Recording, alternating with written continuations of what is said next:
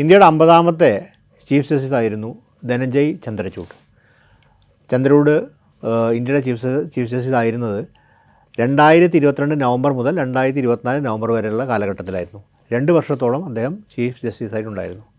അതിൻ്റെ മുമ്പേ അദ്ദേഹം സുപ്രീം കോടതിയിൽ പ്രധാനപ്പെട്ട ജഡ്ജിയായിരുന്നു. അതുപോലെ തന്നെ ബോംബെ ഹൈക്കോടതിനാണ് അദ്ദേഹം തൻ്റെ ജുഡീഷ്യൽ ജീവിതത്തിലേക്ക് വരുന്നത്. സുപ്രീം കോടതി ജഡ്ജിയായിരിക്കുമ്പോൾ വളരെ നിർണായകമായ പല വിധി പ്രസ്താവനകളും നടത്തിയ ബെഞ്ചിൽ അംഗമായിരുന്നു. നമുക്ക് വളരെ ശ്രദ്ധേയമായ വിധികൾ, പ്രധാനമായിട്ട് ആധാറിലെ വിധി, അതിലാണല്ലോ സ്വകാര്യത ഒരു ഫണ്ടമെൻ്റൽ റൈറ്റായി പ്രഖ്യാപിക്കുന്ന ഒരു സുപ്രധാന വിധിയായിരുന്നു ആധാറിനെ സംബന്ധിച്ചുള്ളത്. അതുപോലെ പേഴ്സണൽ ലിബർട്ടികളെക്കുറിച്ചുള്ള, നമ്മുടെ സ്വകാര്യ അവകാശങ്ങളെക്കുറിച്ചുള്ള ഇന്ത്യയുടെ ഭരണഘടനാദത്തമായിട്ടുള്ള മൗലികാവകാശങ്ങൾ ഉയർത്തിപ്പിടിക്കുന്ന പല പ്രധാനപ്പെട്ട വിധികളിലും, നിർണായകമായിട്ടുള്ള വിധികളിലൊക്കെ എഴുതുന്നതിലും അത് പങ്കുവഹിച്ചിട്ടുള്ള ആളാണ് ജസ്റ്റിസ് ചന്ദ്രചൂഡ്. നമ്മൾ ഓർക്കുന്നൊരു കാര്യം, ആവർത്തിച്ച് അദ്ദേഹം പറഞ്ഞൊരു കാര്യമാണ്, ബെയിലാണ് നിയമം, ജയിലെന്നുള്ളത് ഒരു അപവാദമാണെന്നുള്ളത്. Bail is rule, jail is an exception എന്നാണ് അദ്ദേഹം പല ഘട്ടത്തിൽ പറഞ്ഞത്. പക്ഷെ നമുക്കറിയാവുന്ന കാര്യം, ആ കാലഘട്ടത്തിൽ പോലും ഇന്ത്യയുടെ രാഷ്ട്രീയ സംവിധാനത്തിൻ്റെ ഭാഗമായിട്ട് കുറ്റാരോപിതരായി ജയിലിലായവർ, രാജ്യദ്രോഹ കുറ്റമൊക്കെ ആരോപിക്കപ്പെട്ട് ജയിലിലായവർക്ക് പലപ്പോഴും ബെയിൽ നിഷേധിക്കപ്പെടുന്നൊരു അവസ്ഥയും ഈ കാലഘട്ടത്തിലുണ്ടായിട്ടുണ്ട്. നമ്മൾ മനസ്സിലാക്കുന്നത് ജസ്റ്റിസ് ചന്ദ്രചൂഡിൻ്റെ ആദർശാത്മക പല നിലപാടുകളും പ്രായോഗിക തലത്ത് വരുമ്പോൾ അത് ഫലപ്രദമാവാതെ പോകുന്ന പല ഘട്ടങ്ങളും ഉണ്ടായിട്ടുണ്ട്. ജസ്റ്റിസ് ചന്ദ്രചൂഡ് അംഗമായൊരു ബെഞ്ചാണ്, അതായത് justice Ranjan Gogoi chief justice ആയിരിക്കുമ്പോൾ ചന്ദ്രചൂഡ് അംഗമായ ബെഞ്ചാണ് സുപ്രധാനമായിട്ടുള്ള ബാബറി മസ്ജിദ് അയോധ്യ വിധി പ്രഖ്യാപിച്ചത്. ഇന്ത്യൻ നീതിന്യായ സംബന്ധിച്ചിടത്തോളം വളരെ ദീർഘകാലത്തെ ഒരു ചരിത്രമുണ്ട് ഈ ബാബറി മസ്ജിദ് അയോധ്യ സിവിൽ ഡിസ്പ്യൂട്ടിനെ സംബന്ധിച്ചിട്ട്. അത് ഇന്ത്യയുടെ രാഷ്ട്രീയ ഭാഗധേയത്തെയും സംബന്ധിച്ചിടത്തോളം പ്രധാനപ്പെട്ട ഒരു തർക്ക വിഷയമായിരുന്നു. അത് ഇന്ത്യയുടെ ഭാഗധേയത്തെ സംബന്ധിച്ചിടത്തോളം, ഇന്ത്യയുടെ രാഷ്ട്രീയത്തെ സംബന്ധിച്ചിടത്തോളം അത് നിർണായകമായി തീരുകയും ചെയ്തിട്ടുള്ള കാര്യം നമുക്കറിയാം. 92 ബാബറി മസ്ജിദ് കർസേവകരാൽ തകർക്കപ്പെട്ട ചരിത്രവും നമുക്കെല്ലാവർക്കും അറിയാം. അത് സൃഷ്ടിച്ച ദൂരവ്യാപകമായിട്ടുള്ള പ്രതിസന്ധികളും നമ്മുടെ മുമ്പിലുണ്ട്. ഇന്ത്യയുടെ സെക്യുലർ എന്ന ഇന്ത്യ അഭിമാനിച്ചിരുന്ന ഒരു അനുഭവത്തെയാണ്, അല്ലെങ്കിൽ ആ ഒരു ധാർമ്മികതയാണ് അതിൽ വലിയ വിള്ളൽ വീഴ്ത്തിയത്. അപ്പോൾ ഇതൊരു വലിയ സവിശേഷ പ്രശ്നമായിട്ട് ഇന്ത്യയിലെ സംബന്ധിച്ചിടത്തോളം ഒരു പതിറ്റാണ്ടുകൾ ഈ പ്രശ്നം നിലനിൽക്കുന്നുണ്ട്. ഇതിൻ്റെ പ്രധാനപ്പെട്ട ഈ തർക്കം എന്ന് പറയുന്നത്, ഇത് തർക്കം എന്നായി വരുന്നത് വെച്ചിട്ടുണ്ടെങ്കിൽ, ബാബറി മസ്ജിദ് സ്ഥിതി ചെയ്യുന്ന സ്ഥലത്ത് മുമ്പ് ശ്രീരാമക്ഷേത്രം ഉണ്ടായിരുന്നു എന്നുള്ളതാണ് ശ്രീരാമ ജന്മഭൂമിക്കാരുടെ അവകാശവാദം. ആ അവകാശവാദത്തിനെ തുടർന്ന് 48 അവിടെ രാംലല്ല എന്ന വിഗ്രഹം രാത്രി പ്രതിഷ്ഠിച്ചത്. അത് ഔട്ടർ കോർട്ട്യാർഡിലാണ് കൊണ്ട് പ്രതിഷ്ഠിച്ചത് രാത്രി. അതായത് ഉത്തർപ്രദേശിലെ ഗസിയാബാദിലെ മജിസ്ട്രേറ്റിൻ്റെ അറിവോടുകൂടിയാണ് രാത്രിക്ക് രാത്രി ആ വിഗ്രഹം അവിടെ പ്രതിഷ്ഠിച്ചത്. ഇത് വലിയ തർക്കത്തിന് കാരണമാവുകയും തുടർന്ന് ഈ ഔട്ടർ കോർട്ട്യാർഡിൽ പുറമേ നിന്ന് ഭക്തർ ഈ രാമലല്ലയുടെ വിഗ്രഹം ആരാധിച്ചിരുന്നു എന്നാണ് മനസ്സിലാക്കുന്നത്. പക്ഷെ അവിടെ കേന്ദ്രസ്ഥാനം നിന്നിരുന്നത് ബാബറി മസ്ജിദാണ്. അതുപോലെ തന്നെ നിമോരി അവരുടെ ഒരു ആരാധനാ ഇടവും കൂടി അതിൻ്റെ ഭാഗമായിട്ടുണ്ട്. പ്രധാനമായിരുന്നത് ബാബറി മസ്ജിദ് തന്നെ. ബാബറി മസ്ജിദ് 92 തകർക്കപ്പെട്ടതിന് ശേഷം അവിടെ രാമക്ഷേത്രം പണിയെന്നുള്ള ഡിമാൻഡായിരുന്നു ഹിന്ദുത്വ വലതുപക്ഷം, BJP, RSS, സംഘപരിവാർ രാഷ്ട്രീയം മുന്നോട്ട് വെച്ചത്. 90-കൾ മുതൽ അല്ലെങ്കിൽ 80-കളുടെ ഒടുവിൽ മുതൽ 2014 മോഡിയുടെ ഭരണാധികാരം വരെ തന്നെ കേന്ദ്ര പ്രശ്നമായി ഉന്നയിച്ചിരുന്നത് ഇത് തന്നെയാണ്. അതിനെ തുടർന്ന് മോഡി 2014 അധികാരത്തിൽ വന്നതിന് ശേഷം ഈ വിധിയെ തുടർന്ന്, വിധി എന്താണെങ്കിൽ ആ വിധി ശ്രീരാമക്ഷേത്രം പണിയാൻ അനുകൂലമായിട്ടുള്ള വിധിയാണെങ്കിൽ അവിടെ ശ്രീരാമക്ഷേത്രം പണിയുമെന്നുള്ള പ്രതിജ്ഞ പോലെ തന്നെ മോഡി സർക്കാർ പ്രകടിപ്പിച്ചതാണ്. അപ്പോൾ ഇതിൻ്റെ ഭാഗമായിട്ട് നിരവധി ഡിസ്പ്യൂട്ടുകളെ പോയി അലഹബാദ് ബെഞ്ച് അതിന് വിധി പറഞ്ഞിട്ടുണ്ട്. അങ്ങനെ പല UP-യിലെ ഈ വിഷയത്തെക്കുറിച്ച് കോടതി വിധി പറഞ്ഞിട്ടുണ്ട്. 3 വിഭജിക്കാനുള്ള വിധി വന്നിരുന്നു. അതൊക്കെ തന്നെയാണ് പിന്നീട് സുപ്രീം കോടതി ചോദ്യം ചെയ്യപ്പെടുകയും ആത്യന്തികമായിട്ടാണ് ഈ ഭരണഘടനാ ബെഞ്ചിന് മുമ്പാകെ ഇത് വന്നത്. ജസ്റ്റിസ് രഞ്ജൻ ഗൊഗോയ് ആയിരുന്നു ചീഫ് ജസ്റ്റിസ് ആയിരുന്നു. ആ ഭരണഘടനാ ബെഞ്ചിന് മുമ്പിൽ ഈ വിഷയം വരികയും അത് ദീർഘമായിട്ടുള്ള ഹിയറിങ്ങിലേക്ക് പോയി. അതൊക്കെ ആ ദിവസങ്ങളിൽ എല്ലാ മാധ്യമങ്ങളും അത് കൃത്യമായി റിപ്പോർട്ട് ചെയ്തിട്ടുണ്ടായിരുന്നു. ജസ്റ്റിസ് ചന്ദ്രചൂഡ് ഈ വാദങ്ങൾ കേൾക്കെ പല ചോദ്യങ്ങളും അഭിഭാഷകരോട് ഉന്നയിക്കുകയുണ്ടായി. അതിൽ പ്രധാനപ്പെട്ടൊരു ചോദ്യം ചോദിച്ചിരുന്നുണ്ടെങ്കിൽ പ്രിപ്പോണ്ടറൻസ് ഓഫ് പ്രോബിലിറ്റി എന്ന് പറയുന്നത് സിവിൽ ഡിസ്പ്യൂട്ടിലൊരു വാദമാണ്. അതായത് ഇവിടെ നിരന്തരമായിട്ട് ഈ ഭക്തർ വന്ന് ഇവിടെ ആരാധിച്ചിരുന്നു എന്നുള്ളതാണ്. അപ്പോൾ ആ പ്രിപ്പോണ്ടറൻസ് ഓഫ് പ്രോബിലിറ്റി എന്നുള്ള ഒരു സിദ്ധാന്തം, സിവിൽ ഡിസ്പ്യൂട്ട് സിദ്ധാന്തം ഈ വിധിയിൽ നിർണായകമായിട്ട് ജസ്റ്റിസ് ചന്ദ്രചൂഡ് ഉപയോഗിച്ചിരുന്നു. ഈ വിധിയുടെ നമുക്കറിയാം, ഈ വിധി ആ സ്ഥലത്ത്, അതായത് ബാബറി മസ്ജിദ് നിന്ന സ്ഥലത്തും ബാബറി മസ്ജിദ് തകർക്കപ്പെട്ട സ്ഥലത്തും ശ്രീരാമക്ഷേത്രം പണിയാനുള്ള വിധിയാണ് നൽകപ്പെട്ടത്. ആ ഉത്തരമാണ് ആ വിധിയാണ് സുപ്രീം കോടതിയിൽ നിന്ന് ഭരണഘടനാ ബെഞ്ച് പുറപ്പെടുവിച്ചത്. ഒപ്പം തന്നെ ദൂരെ ഒരു 5 ഏക്കർ സ്ഥലം മസ്ജിദ് പണിയാനും നൽകുകയുണ്ടായി. ഇങ്ങനെയാണ് ആ വിധിയുടെ സാമാന്യമായിട്ടുള്ള കൺക്ലൂഷൻ. വിധിയെക്കുറിച്ച് അന്ന് തന്നെ വിമർശനം ജൂറിസ്റ്റുകളും പ്രമുഖ അഭിഭാഷകരും പണ്ഡിതരും സാമൂഹ്യ പണ്ഡിതരും ഈ വിധിയെ സംബന്ധിച്ചുള്ള വിമർശനം അന്നേ ഉന്നയിച്ചിരുന്നു. ഈ വിധിയെ സംബന്ധിച്ച പ്രധാനപ്പെട്ടൊരു കാര്യം, ഈ രാമജന്മഭൂമി പ്രശ്നത്തിനായി ബന്ധപ്പെട്ട് ബാബറി മസ്ജിദ് തകർക്കപ്പെട്ടത് തെറ്റാണെന്ന് വളരെ കൃത്യമായിട്ട് രേഖപ്പെടുത്തപ്പെട്ടിട്ടുണ്ട്. അതൊരു അതിക്രമമായിരുന്നു എന്നുള്ളത്. പക്ഷേ അതിൽ പങ്കെടുത്ത ആൾക്കാർ ശിക്ഷ ലഭിച്ചെന്നുള്ള വേറെ കാര്യം. പക്ഷേ അതൊരു തെറ്റായും സുപ്രീം കോടതി തന്നെ നിരീക്ഷിച്ചിട്ടുള്ള കാര്യമാണ്. ബാബറി മസ്ജിദ് തകർക്കപ്പെട്ട സ്ഥലത്ത് ശ്രീരാമക്ഷേത്രം പണിയുകയും അത് നമുക്കറിയാം, ഇന്ത്യയുടെ ബഹുമാനപ്പെട്ട പ്രധാനമന്ത്രി നരേന്ദ്രമോദി തന്നെയാണ് അവിടെ അതിൻ്റെ കർമ്മങ്ങൾ അനുഷ്ഠിച്ചത്. പ്രാണപ്രതിഷ്ഠ എന്നാണ് വിളിക്കുന്നതിന്. വിഗ്രഹം പ്രതിഷ്ഠിക്കുകയും അത് ആരാധകർക്കായി തുറന്നു കൊടുക്കുകയും ചെയ്തത്. അങ്ങനെ ബാബറി മസ്ജിദ് നിന്ന സ്ഥലത്ത്, നൂറ്റാണ്ടുകളോളം ബാബറി മസ്ജിദ് നിന്ന സ്ഥലത്ത്, മുസ്ലിം ദേവാലയം നിന്ന സ്ഥലത്ത് അത് 92 ഹിന്ദുത്വവാദികൾ തകർക്കപ്പെട്ടതിന് ശേഷം 2019 ഈ വിധി വരികയും അവിടെ ശ്രീരാമക്ഷേത്രം പണി അനുവദിക്കുകയും അങ്ങനെ തുടർന്നാണ് നരേന്ദ്രമോദി അവിടെ രാമക്ഷേത്രം പണിയുകയും ചെയ്യുകയും പ്രാണപ്രതിഷ്ഠ നടത്തുകയും ചെയ്തത്. ഇതിനെ തുടർന്ന് രഞ്ജൻ ഗൊഗോയ് പിന്നീട് ചീഫ് സ്ഥാനം ഒഴിയുകയും 50ാമത്തെ ചീഫ് ജസ്റ്റിസായി ചന്ദ്രചൂഡ് അധികാരമേൽക്കുകയും ചെയ്തു. ഈ അദ്ദേഹത്തിൻ്റെ ടെന്യൂർ കഴിയുന്ന ഘട്ടത്തിൽ നടത്തിയ അഭിമുഖം ഈ വിഷയത്തെ സംബന്ധിച്ചുള്ള ആദ്യത്തെ വിവാദത്തിന് കാരണമായി. ഒരു അഭിമുഖത്തിൽ അദ്ദേഹം പറയുകയുണ്ടായി, അദ്ദേഹത്തിൻ്റെ റിട്ടയർമെൻറ്റായി ബന്ധപ്പെട്ട് നടത്തിയൊരു അഭിമുഖത്തിൽ പറയേണ്ടായിരുന്നത്, താൻ ഈ വിധി എഴുതുന്ന സമയത്ത് അപ്പോൾ ആ ബെഞ്ചിൻ്റെ മുഴുവൻ ഉത്തരവാദിത്തമാണ് ആ വിധി. അതിനകത്ത് ഡിസെൻഡിങ് ജഡ്ജ്മെൻറ്റ് ഉണ്ടായിരുന്നില്ല. അപ്പോൾ ആ സംബന്ധിച്ചിടത്തോളം ജസ്റ്റിസ് ചന്ദ്രചൂഡാണ് ആ വിധി എഴുതിയെന്നുള്ളൊരു പരക്കൊരു ധാരണയുണ്ടായിരുന്നു. അതിനെ ബലവത്താക്കുന്നതിന് അതിന് അടിവരയിടുന്ന വിധത്തിൽ അദ്ദേഹം തന്നെ പറയുകയുണ്ടായി, അദ്ദേഹത്തിന് ഈ വിധി എഴുതുന്നതിന് മുമ്പായിട്ട് അദ്ദേഹം ദൈവത്തോട് പ്രാർത്ഥിച്ചിരുന്നു. അദ്ദേഹത്തിൻ്റെ ആരാധനയിൽപ്പെട്ട അദ്ദേഹം വിശ്വസിച്ച ദൈവത്തോട് പ്രാർത്ഥിച്ചിരുന്നു തനിക്ക് ഒരു തെളിച്ചമുണ്ടാവണമെന്ന്.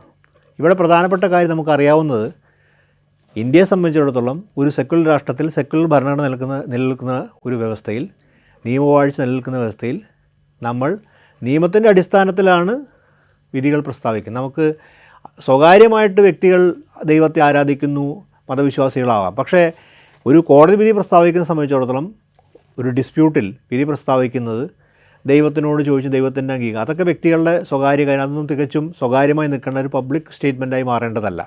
കാര്യം യാതൊരു പ്രസക്തിയുമില്ലാത്ത കാര്യമാണ്. അങ്ങനെ അദ്ദേഹം പറയുകയുണ്ടായി, ദൈവത്തോട് ഞാൻ പ്രാർത്ഥിച്ചിരുന്നു, അതിൻ്റെ തെളിച്ചത്തിലാണ് വിധി എഴുതുന്നത്. ഇത് വളരെ വിവാദമായി. ആ വിവാദത്തിൻ്റെ ഒരു പശ്ചാത്തലം കൂടിയുണ്ട്. ആ തൊട്ട് മുമ്പായി നടന്നൊരു കാര്യം, ജസ്റ്റിസ് ചന്ദ്രചൂഡ് ചീഫ് ജസ്റ്റിസ് ആയിരിക്കെ തന്നെ ഒരു നവരാത്രി ആഘോഷത്തിനായിട്ട് പ്രധാനമന്ത്രിയെ ജസ്റ്റിസ് ചന്ദ്രചൂഡിൻ്റെ വീട്ടിലേക്ക് ക്ഷണിക്കുകയും അദ്ദേഹം ആരതിയിൽ പങ്കെടുക്കുന്ന ഒരു സംഭവം ഉണ്ടായിട്ടുണ്ട്. ഇതും വിവാദമായിരുന്നു. കാര്യം അത്ര പ്രീസൻസ് മുമ്പ് ഒരു ചീഫ് ജസ്റ്റിസിൽ നമ്മൾ കണ്ടിരുന്നില്ല. അപ്പോൾ ഇതും അങ്ങനൊരു വിവാദവും ആ സമയത്തുണ്ടായിരുന്നു. അപ്പോൾ ടെന്യൂറിന് എൻഡിങ്ങിൻ്റെ സമയത്ത് ഇത്തരം വിവാദം പൊട്ടിപ്പുറപ്പെടുകയും അത് വലിയ ചർച്ചയ്ക്ക് വിധേയ. കാര്യം ഭരണഘടനാദത്തമായിട്ടുള്ള എന്തൊക്കെ അതിന് ഭരണഘടന അനുസൃതമായ നിയമങ്ങളെ അടിസ്ഥാനമാക്കിയാണ് ഈ വിധി പറയേണ്ടതെന്നും ഈ സിവിൽ ഡിസ്പ്യൂട്ട് ഇതാണ് അതിൻ്റെ അകത്ത് പ്രധാനപ്പെട്ട കാര്യം. പക്ഷെ അതിനപ്പുറത്തേക്ക് സ്റ്റേറ്റ്മെൻറ്റ് ഒരു ദൈവത്തെയും വിശ്വാസത്തെയും ഇതിനകത്ത് കൊണ്ടുവന്നത് അത് തന്നെ ഒരു സെക്കുലർ ഒരു ഭരണഘടനയും സെക്കുലർ വിശ്വാസങ്ങളും സെക്കുലർ രീതികളും പിന്തുടരുന്ന ഒരു ജുഡീഷ്യൽ സംവിധാനം, പ്രത്യേകിച്ചും സ്വതന്ത്ര ജുഡീഷ്യൽ സംവിധാനത്തിൽ അതൊരു ഒട്ടും തന്നെ ഒരു പോസിറ്റീവായിട്ടുള്ള കാര്യമല്ല എന്നുള്ള കാര്യം അന്ന് തന്നെ നിരീക്ഷിക്കപ്പെട്ടിട്ടുണ്ട്. ആ വിമർശനം അന്ന് തന്നെ ഉയർന്നതാണ്. ആ വിമർശനം ഉയരുകയും അദ്ദേഹം അത് തിരുത്താനും തയ്യാറായില്ല. പിന്നീട് അദ്ദേഹം അത് ആവർത്തിക്കുകയും ചെയ്തിരുന്നു. പക്ഷേ പ്രധാനപ്പെട്ടൊരു കാര്യം, ജസ്റ്റിസ് ചന്ദ്രചൂഡിനെ സംബന്ധിച്ച് ജസ്റ്റിസ് ചന്ദ്രചൂഡ് ഭരണഘടനാ വിദഗ്ധനാണെന്ന് മാത്രമല്ല, ഭരണഘടന മൗലികാവകാശങ്ങളും ഭരണഘടന അടിസ്ഥാന തത്വങ്ങളും ഭരണഘടനാ ധാർമ്മികതയും വളരെ പ്രധാനമായി കാണുകയും അതിനുവേണ്ടി നിലകൊള്ളുകയും ചെയ്യുന്ന വ്യക്തിയാണ്. തത്വത്തിൽ സിദ്ധാന്തത്തിലും അദ്ദേഹം ആ നിലപാടുകൾ തന്നെയാണ് ആവർത്തിക്കാറുള്ളത്. പക്ഷെ അത്തരമൊരു വ്യക്തിയിൽ നിന്ന് യുക്തിചിന്തയുടെയും അതുപോലെ തന്നെ ശാസ്ത്രീയമായ അന്വേഷണങ്ങളുടെയും അദ്ദേഹം കോടതികളിൽ തന്നെ ടെക്നോളജി കൊണ്ടുവരാൻ വേണ്ടി വലിയ പരിശ്രമം നടത്തിയിട്ടാണ്. അപ്പോൾ അങ്ങനെയൊക്കെയുള്ള ഒരാളിൽ നിന്ന് ഈ അതുവരെ പ്രതീക്ഷിക്കാത്തോ അല്ലെങ്കിൽ അതുവരെ കേൾക്കാത്തോ ദൈവത്തിൻ്റെ വിശ്വാസക്രമം തൻ്റെ വിധിയിൽ അല്ലെങ്കിൽ വിശ്വാസം തൻ്റെ വിധിയിൽ വന്നു എന്നുള്ളത് ഒട്ടും തന്നെ ഒരു പ്രതീക്ഷിക്കാത്തതായിരുന്നു. മാത്രമല്ല അതൊരു ആരോഗ്യകരമായിട്ടുള്ളൊരു ഒരു ഒരു നിരീക്ഷണവുമായി അന്ന് ആർക്കും അനുഭവപ്പെട്ടില്ല. സെക്കുലർ ഭരണഘടനയിൽ വിശ്വസിക്കുന്ന ആർക്കും അത് അത്ര സുഖകരമായിരുന്നില്ല ആ നിരീക്ഷണം എന്നുള്ളത് അന്ന് തന്നെ വ്യക്തമാക്കപ്പെട്ടതാണ്. അതിനുശേഷം അദ്ദേഹത്തിൻ്റെ കാലാവധി കഴിഞ്ഞു. അദ്ദേഹം ചീഫ് ജസ്റ്റിസ് സ്ഥാനത്ത് നിന്ന് പിരിയുകയുണ്ടായി. ഇപ്പോൾ അതിനുശേഷം 2 ചീഫ് ജസ്റ്റിസുമാർ അദ്ദേഹത്തെ തുടർന്നു. സഞ്ജയ് കന്നയും വന്നു. നിലവിലുള്ള ജസ്റ്റിസ് BR ഗവായും ജഡ്ജിമാരായി, ചീഫ് ജസ്റ്റിസുമാരായി, CJIമാരായി. അതിനുശേഷമാണ് കഴിഞ്ഞ ദിവസങ്ങളിൽ ഇന്ത്യയിൽ അറിയപ്പെടുന്നൊരു ജേർണലിസ്റ്റായ ശ്രീനിവാസൻ ജെയിനുമായി ന്യൂസ് ലോണ്ടറിക്കും ന്യൂസ് മിനിറ്റും നൽകിയ അഭിമുഖത്തിൽ മറ്റൊരു നിരീക്ഷണം കൂടി അദ്ദേഹം നടത്തിയത്. ആ നിരീക്ഷണത്തിൽ പറയുന്ന കാര്യം ബാബറി മസ്ജിദ് ഡിസ്പ്യൂട്ടിനെ കുറിച്ചാണ് ശ്രീനിവാസൻ ജെയിൻ ചോദിക്കുന്നത്. വളരെ കൃത്യമായിട്ട് ആ ചോദ്യങ്ങൾ അദ്ദേഹം ചോദിക്കുന്നുണ്ട്. ആ ചോദ്യത്തിന് മറുപടിയായിട്ട് ജസ്റ്റിസ് ചന്ദ്രചൂഡ് പറയുന്നത്, ഈ വിധിന്യായത്തിൻ്റെ ഈ ബാബറി മസ്ജിദ് തകർക്കപ്പെട്ട സ്ഥലത്ത് ശ്രീരാമക്ഷേത്രം പണിയുന്നതിൻ്റെ അന്യായത്തെക്കുറിച്ചാണ് ശ്രീനിവാസൻ ജെയിൻ ചോദിക്കുന്നത്. അതിന് മറുപടിയായിട്ട് അദ്ദേഹം പറയുന്നത്, അവിടെ നിലനിന്നിരുന്ന ഒരു ക്ഷേത്രത്തോട് ആ ഡെസിക്രേറ്റ് ചെയ്തിട്ടാണ് അവിടെ ബാബറി മസ്ജിദ് നിർമ്മിച്ചതെന്നാണ് ഈ ഇൻ്റർവ്യൂവിൽ പറയുന്നത്. അത് ന്യായീകരിക്കുകയും ചെയ്തിട്ടുണ്ട്. ഇതിൽ പ്രധാനപ്പെട്ട കാര്യം, ഇതൊരു പുതിയൊരു അറിവാണ്. കാരണം ഇന്ത്യയുടെ ആർക്കിയോളജിക്കൽ റിപ്പോർട്ട്സ് ഒന്നും തന്നെ അവിടെ മുമ്പ് ഒരു ക്ഷേത്രം നിലനിന്നതായിട്ട് പറയുന്നില്ല. അതാണ് ഇതിൻ്റെ അകത്തൊരു അടിവരയിട്ട് മനസ്സിലാക്കേണ്ട കാര്യം. അവിടെ ഒരു ക്ഷേത്രം, ശ്രീരാമക്ഷേത്രം അവിടെ നിലനിന്നതായിട്ടുള്ളൊരു വാദം നമ്മൾ മനസ്സിലാക്കുന്ന ഹിന്ദുത്വവാദികളാണ് ഉയർത്തിക്കുന്നത്. അവിടെ ശ്രീരാമൻ്റെ ക്ഷേത്രം നിലനിന്നിരുന്നു, ശ്രീരാമൻ ജനിച്ച സ്ഥലമാണെന്നും ശ്രീരാമൻ്റെ ജന്മ സ്ഥലമാണെന്നും പറയുന്നൊരു വാദം കാലങ്ങളായിട്ട് ഹിന്ദുത്വവാദത്തിൻ്റെ ഭാഗമായിട്ട് ഉയർന്നതാണ്. ഇത് ഔദ്യോഗികമായിട്ട് ഒരു ഘട്ടത്തിലും അംഗീകരിക്കപ്പെട്ടിട്ടില്ല. പ്രത്യേകിച്ച് ഇത് പറയാനുള്ള കാരണം ശ്രീനിവാസൻ ജെയിൻ തന്നെ ഈ അഭിമുഖത്തിൽ ചോദിക്കുന്നുണ്ട്. ഈ ഭരണഘടനാ bench, justice Ranjan Gogoi chief ജസ്റ്റിസായ ഭരണഘടനാ ബെഞ്ച് ആ വിധിയിൽ ഈ കാര്യം പരാമർശിക്കുന്ന വേറെ വിധത്തിലാണല്ലോ എന്ന് ചോദിക്കുന്നുണ്ട്. അതെന്താണ് ആ വേറെ വിധത്തിലാണല്ലോ എന്ന് പറയുന്നത്? ആ വിധിയിൽ ആർക്കിയോളജിക്കൽ റിപ്പോർട്ട്സ് പ്രകാരം അവിടെ ഒരു സ്ട്രക്ചർ ഉണ്ടായിരുന്നു എന്ന് പറയുന്നുണ്ട്. പക്ഷേ അത് ടെമ്പിൾ സ്ട്രക്ചറാണെന്നുള്ളത്, ക്ഷേത്രത്തിൻ്റെ സ്ട്രക്ചറാണെന്ന് ഒരു തെളിവും ഇല്ല എന്നും ഈ വിധിയിൽ പറയുന്നുണ്ട്. കാരണം ദീർഘകാലം അതെവിടെ സംഭവിച്ചതിനെക്കുറിച്ചുള്ളൊരു അജ്ഞതയും അതിൻ്റെ അകത്ത് വ്യക്തമാക്കുന്നുണ്ട്. അപ്പോൾ ആർക്കിയോളജിക്കൽ സർവേയുടെ റിപ്പോർട്ട് തന്നെ ഇതിൽ വ്യക്തമല്ല എന്ന് ഈ വിധിയിൽ പരാമർശിക്കുന്നുണ്ട്, കൃത്യമായി പരാമർശിക്കുന്നുണ്ട്. കാര്യം അവിടെ അതിന് മുമ്പായിട്ട്, ബാബറി മസ്ജിദിന് മുമ്പായിട്ട് ഒരു ക്ഷേത്രം നിലനിന്നിരുന്നു, ഒരു ഹിന്ദു ക്ഷേത്രം നിലനിന്നിരുന്നു, ശ്രീരാമക്ഷേത്രം നിലനിന്നിരുന്നതിനെ കുറിച്ചിട്ടുള്ള ആർക്കിയോളജിക്കൽ സർവേയുടെ കൺക്ലൂസീവായിട്ടുള്ള വ്യക്തമായി ഡിറ്റർമിൻ ചെയ്യാവുന്ന റിപ്പോർട്ട് ഇല്ലായിരുന്നു എന്ന് വ്യക്തമായി പറയുന്നുണ്ട്. ആർക്കിയോളജി റിപ്പോർട്ട് പലപ്പോഴും പല ഘട്ടങ്ങളിലും തർക്കത്തിന് കാരണമായിട്ടുണ്ട്. കാരണം അവിടെ എക്സ്കവേഷന് പങ്കെടുത്ത പല ആൾക്കാരും തന്നെ അത്തരമൊരു സ്ട്രക്ചർ അവിടെ ഉണ്ടായിരുന്നില്ല എന്ന് വളരെ വ്യക്തമായി പറഞ്ഞിട്ടുണ്ട്. BB ലാലിനെ പോലുള്ള ആർക്കിയോളജിസ്റ്റുകൾ മറിച്ചും പറഞ്ഞിട്ടുണ്ട്. പക്ഷേ പ്രധാനമായിട്ടുള്ള എക്സ്കവേഷൻ നടത്തിയ പല ആൾക്കാർക്കും ഇത് തെളിയിക്കാൻ, എന്നാൽ ഈ പറഞ്ഞ ആൾക്കാർ തെളിയിക്കാനായിട്ട് അവിടെ ഒരു കൃത്യമായ സ്ട്രക്ചർ തെളിയിക്കാനുള്ള രേഖകളൊന്നും ഒരു ഘട്ടത്തിലും അവതരിപ്പിക്കാനും ഹാജരാക്കാനും സാധിച്ചിട്ടില്ല. അതിൽ നിന്ന് വലിയൊരു മാറ്റമാണ് ജസ്റ്റിസ് ചന്ദ്രചൂഡ് പറയുന്നത്. അപ്പോൾ ഇവിടെ പ്രധാനപ്പെട്ടൊരു കാര്യം വരുന്നത്, ഇവിടെ പ്രധാനപ്പെട്ട കാര്യം ഒരു ചർച്ചാ വിഷയമാവുന്നത്, ജസ്റ്റിസ് മുരളീധറും ഈ വിഷയത്തെക്കുറിച്ച് കുറച്ച് നാൾ മുമ്പ് പറഞ്ഞിരുന്നു. കാര്യം ഈ വിധിയൊക്കെ വരുന്നതിന് പിന്നുള്ളൊരു രാഷ്ട്രീയ പശ്ചാത്തലവും അതെങ്ങനെയാണ് നമ്മുടെ ഭരണഘടന തത്വങ്ങൾക്ക് അതീതമായ ചില വിശ്വാസ പ്രമാണങ്ങൾ നമ്മുടെ ഈ നീതിന്യായ സംവിധാനത്തെ സ്വാധീനിക്കുന്നതിനെക്കുറിച്ചുള്ള നിരീക്ഷണം മുമ്പുണ്ടായിട്ടുണ്ട്. ഇവിടെ പ്രധാനപ്പെട്ട കാര്യം നമ്മുടെ മുമ്പിൽ വരുന്ന വെച്ചിട്ടുണ്ടെങ്കിൽ ഇപ്പം വിമർശനാത്മകമായി നമ്മൾ നോക്കേണ്ട കാര്യം ഇത്തരമൊരു മുൻധാരണയിൽ നിന്നാണോ ഒരു വിധി പ്രസ്താവിക്കേണ്ടതെന്നുള്ളതാണ്. അദ്ദേഹത്തിൻ്റെ വിധിയിൽ ഇത് പറയുന്നില്ല. അപ്പോൾ വിധിക്ക് ശേഷം പിന്നെ അദ്ദേഹം ചീഫ് ജസ്റ്റിസായി ശേഷം ടെന്യൂർ കഴിഞ്ഞു. ഇപ്പോഴാണ് ഈ നിരീക്ഷണം പറയുന്നത്. അപ്പോൾ വിധിയിലില്ലാത്തതും ആ വിധിയിൽ കൃത്യമായി രേഖപ്പെടുത്തി ആർക്കിയോളജി സർവേയുടെ അങ്ങനത്തെ ഒരു റിപ്പോർട്ട് ഇല്ല എന്ന് പറയുന്ന സമയത്ത് എങ്ങനെയാണ് ഇത്തരം ഒരു മുൻവിധിയുടെ അടിസ്ഥാനത്തിൽ ഇപ്പോൾ നിരീക്ഷിക്കുക? ഇപ്പോൾ നിരീക്ഷിക്കുന്നതല്ല, ഇത്തരം മുൻവിധിയാണോ യഥാർത്ഥത്തിൽ ഒരു വിധിയിലേക്ക് നയിക്കുന്നത്? ഒരു പ്രധാനപ്പെട്ട രാഷ്ട്രീയത്തിൻ്റെയും രാഷ്ട്രത്തിൻ്റെയും തന്നെ ഭാഗധേയത്തിന് നിർണായകമാകുന്ന ഒരു പ്രധാനപ്പെട്ട വിഷയം, അതായത് വലിയൊരു മൗലികമായൊരു വിഷയം, രാഷ്ട്രത്തെ സംബന്ധിച്ച് രാഷ്ട്രത്തിൻ്റെ സെക്കുലർ വിശ്വാസത്തിൻ്റെ മൗലികമായൊരു വിഷയത്തെ കുറിച്ച് ഒരു തീരുമാനം എടുക്കുമ്പോൾ ഈ മുൻവിധികളാണോ നയിക്കേണ്ടത്? കാരണം എന്തുകൊണ്ടാണ് മുൻവിധി എന്ന് പറയുന്നത്? അദ്ദേഹം പറയുന്ന ഈ ജഡ്ജിമെൻറ്റിൽ തന്നെ ഈ മുൻവിധിക്ക് ആധാരമായിട്ടൊരു കാര്യമില്ല. കാര്യം ആർക്കിയോളജി സർവേ റിപ്പോർട്ട് കൃത്യമായിട്ടൊന്നും പറയില്ലെന്ന് ആ വിധിയിൽ തന്നെ രേഖപ്പെടുത്തിയിട്ടുണ്ട്. അങ്ങനെയിരിക്കെ ഇങ്ങനൊരു മുൻവിധി അവിടെ ഉണ്ടായിരുന്ന ഒരു ക്ഷേത്രം നശിപ്പിച്ചിട്ടാണ് അല്ലെങ്കിൽ ക്ഷേത്രം ധ്വംസിച്ചിട്ടാണ് അവിടെ മസ്ജിദ് പണി എന്നുള്ളൊരു ഹിന്ദുത്വവാദികളുടെ ഒരു ആരോപണത്തെ സാധൂകരിക്കുന്ന വിധത്തിൽ ഒരു ജഡ്ജി തന്നെ പറയാമെന്ന് പറയുമ്പോൾ, അതായത് സുപ്രീം കോടതി ആ വിധിയുടെ ഭാഗമായി അത് എഴുതിയെന്ന് പറയപ്പെടുന്ന ചീഫ് ജസ്റ്റിസ് ആയിരുന്ന ചന്ദ്രചൂഡ് തന്നെ ഈ കാര്യം പറയുമ്പോൾ അത് സൃഷ്ടിക്കുന്ന ഒരു പ്രശ്നം വലുതാണ്. അത് നമ്മുടെ സെക്കുലർ വിശ്വാസങ്ങളെ സംബന്ധിച്ചുള്ള നിർണായകവുമാണ്. ഇവിടെ ഒരു മുൻവിധിയാണോ ഇത്തരം വിധികളിലേക്ക് നയിക്കുന്നുള്ളത് ഒരുപാട് ജുഡീഷ്യൽ സംബന്ധിച്ചിടത്തോളം, നമ്മുടെ വിശ്വാസം സംബന്ധിച്ചിടത്തോളം, ഭരണഘടനയെ സംബന്ധിച്ചിടത്തോളം, നീതിന്യായ സംവിധാനം സംബന്ധിച്ചിടത്തോളം ഒരു പ്രധാനപ്പെട്ട ചോദ്യം ഉയർത്തുന്നതാണ്. അപ്പോൾ ഈ പ്രശ്നം ഇന്ന് ഗൗരവമായി നമ്മുടെ മുമ്പിൽ വന്നിരിക്കുകയാണ്. ഇതാണിന്ന് ചർച്ച ചെയ്യുന്ന ഒരു ഗൗരവമായ വിഷയം. ഇതിനെക്കുറിച്ച് ജൂറിസ്റ്റുകളൊക്കെ അവരുടെ നിരീക്ഷണം അവതരിപ്പിക്കുന്നുണ്ട്. പക്ഷേ ഇത് ഇങ്ങനെ ഒരു ഇതൊരു നിരീക്ഷണം നമ്മളെ സംബന്ധിച്ചിടത്തോളം അത് നമ്മുടെ വിശ്വാസം എന്ന് പറഞ്ഞിട്ടുണ്ടെങ്കിൽ കോടതിയെ സംബന്ധിച്ചുള്ള വിഷയം, കോടതിയിൽ ഒരാൾ നീതിക്ക് വേണ്ടി പോകുന്ന ഒരു വ്യക്തിയെ സംബന്ധിച്ചിടത്തോളം ഇത്തരം മുൻവിധികൾ സ്വാധീനിക്കുന്നുണ്ടോ എന്നുള്ള കാര്യം ഒരു പ്രശ്നമായി വരും. ഇതൊരു ധാർമ്മികതയുടെയും പ്രശ്നമാണ്, നീതിന്യായ സംവിധാനത്തിൻ്റെയും ഒരു പ്രശ്നമാണ്, അതുപോലെ തന്നെ സെക്കുലറായിട്ടുള്ളൊരു കോടതി സംവിധാനത്തെ പ്രശ്നമാണ്, സ്വതന്ത്ര ജുഡീഷ്യൽ സംബന്ധിച്ചുള്ള പ്രശ്നമാണ്. കാര്യം ഇന്ത്യയുടെ ഭരണഘടനാ സങ്കല്പം അനുസരിച്ചിട്ട് ഭരണഘടനയുടെ അടിസ്ഥാനത്തിൽ ജുഡീഷ്യൽ എന്നതൊരു സ്വതന്ത്ര സംവിധാനമാണ്. അതുപോലെ തന്നെ ഓട്ടോണമസ് ആണ്. ഇതിനൊക്കെ ഒരു പ്രത്യേക ഓട്ടോണമി ഉണ്ട്. പാർലമെൻറ്റിനും അതിൻ്റെ ഒരു ഓട്ടോണമി, ജുഡീഷ്യറിക്ക് വേറെ ഓട്ടോണമി. ഇതൊന്നും പരസ്പരമായി നിർണ്ണയിക്കുന്നതല്ല.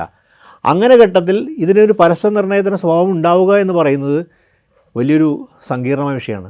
നമുക്കിതിൽ ഉടനെ തന്നെ വലിയ അനുമാനത്തിലേക്ക് എത്താൻ പറ്റുമെന്ന് ഞാൻ പറഞ്ഞില്ല. പക്ഷേ എങ്ങനെയൊരു മുൻവിധിയുടെ അടിസ്ഥാനം ഇതിൻ്റെ അകത്തുണ്ടോ എന്നുള്ള കാര്യത്തിൽ നമ്മളെ ആശങ്കപ്പെടുത്തുന്നു. ഈ ആശങ്കയാണ് ഇന്ന് ഈ ഇൻ്റർവ്യൂവിന് ശേഷം ശ്രീനിവാസൻ ജെയിനുമായി നൽകിയ ഇൻ്റർവ്യൂവിന് ശേഷം പല പ്രധാനപ്പെട്ട ജൂറിസ്റ്റുകളും അഭിഭാഷകരും നിയമപണ്ഡിതരും ഉന്നയിക്കുന്നത്. ഈ ആശങ്ക നമ്മുടെ മനസ്സിലെല്ലാം നിലനിൽക്കുന്നു എന്നുള്ളത് ഒരു പ്രധാനപ്പെട്ട കാര്യമായിട്ട് ഞാൻ ഇവിടെ സൂചിപ്പിക്കട്ടെ.